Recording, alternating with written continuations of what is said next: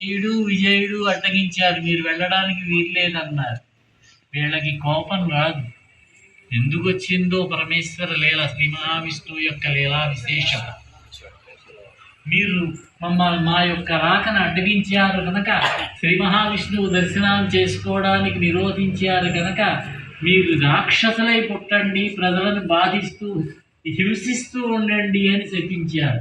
అప్పుడు శ్రీ మహావిష్ణువు కొంచెం వెసులుబాటు కలిగించి 3 జన్మలు బద్ధ విరోధంతో శ్రీ మహావిష్ణువుకి విరోధులై రాక్షసులుగా ఉండి ప్రజలను పీడిస్తూ ఉంటారని, 3 జన్మల అనంతరం మళ్ళీ తిరిగి తమ స్థానాలు ద్వారపాలకులుగా వస్తారని కొంచెం వెసులుబాటు ఇచ్చారు శ్రీ మహావిష్ణువు.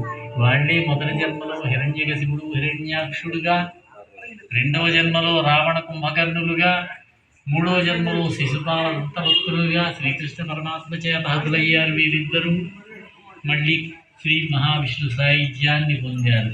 ఈ సనక సనందనాదుల యొక్క అవతారమే శ్రీ మహావిష్ణువు యొక్క మొదటి అవతారం అన్నారు. తర్వాత యజ్ఞవరాహావతారాన్ని ధరించారు. యజ్ఞవరాహావతారాన్ని ధరించి హిరణ్యాక్షుని వధించారు. రసాతలంలో ఉన్నటువంటి భూమండలాన్ని ఉద్ధరించి తీసుకువచ్చి మళ్ళీ నీటి మీద నిలిపారు.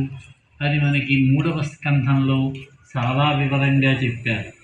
తర్వాత బ్రహ్మవేత్త అయినటువంటి శ్రీ మహావిష్ణువు భక్తుడైనటువంటి నారదుడి యొక్క అవతారాన్ని ధరించిన వాడు శ్రీ మహావిష్ణువు. ఆ నారదుడుగా లోకంలో భక్తి ప్రచారాన్ని చేసి భగవద్భక్తులకందరికీ హితాన్నుపదేశించాడు, వైష్ణవ ధర్మాన్ని బోధించాడు.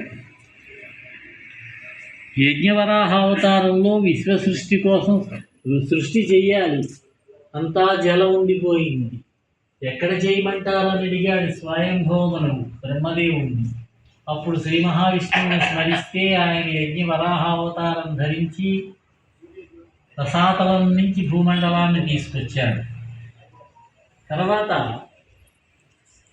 ధర్ముడు అనేటటువంటి ఆయనకి నరనారాయణులుగా జన్మించాడు. నరుడు నారాయణుడు వీరిద్దరైనా కూడా శ్రీ మహావిష్ణువు యొక్క అంశలే.